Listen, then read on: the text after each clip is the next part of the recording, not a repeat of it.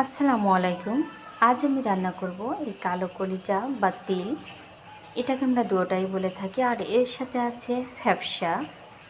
আর এগুলো আমি টুকরো টুকরো করে কেটে গরম পানিতে সিদ্ধ করে নিয়ে ঠান্ডা পানিতে ধুয়ে নিয়েছি, সুন্দর করে পরিষ্কার করে নিয়েছি। আর এখন আমি পেঁয়াজগুলো ভেজে নিব। তার জন্য আমি পরিমাণ মতো তেল দিয়ে দিতেছি। আর আমি পেঁয়াজটা কিন্তু পুরোপুরি ভেজে নিব না, এটাকে আমি হাফ ভাজা করে নিব। এখন আমি দিয়ে দিব মশলা, জিরা বাটা, আদা বাটা, পেঁয়াজ বাটা। আর এখন দিয়ে দিতেছি মরিচের গুঁড়া।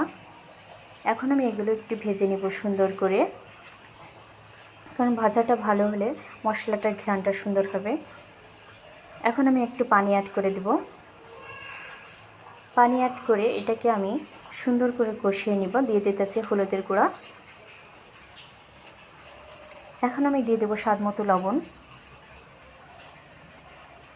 এলাচ, দারচিনি সবগুলো দিচ্ছি। এখন আমি এগুলোকে সুন্দর করে কষিয়ে নিব।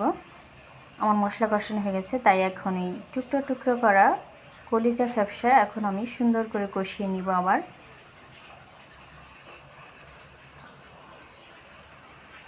কারণ এটা যতটা কষানো হবে ততটা সুন্দর লাগবে খেতে। এখন আমি পানি দিয়ে এটাকে সিদ্ধ করে নিব। আমি এটা ঝোল রাখবো না, কারণ এটা ভুনা ভুনা করবো। দিয়ে দিতেছি ঢেকে। এখন দেখি কি অবস্থা।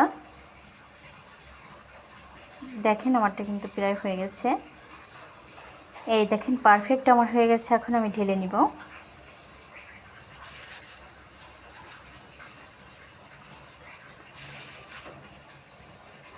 দেখেন এটা কিন্তু আমি একদম ভুনা ভুনা করছি। আর এগুলো খেতে কিন্তু অসাধারণ, কারণ এটার ঝোল রাখলে একটু ভালো লাগে না খেতে। আর এটা আমার জাস্ট অনেক। কার কার কলিজা ভুনাটা পছন্দ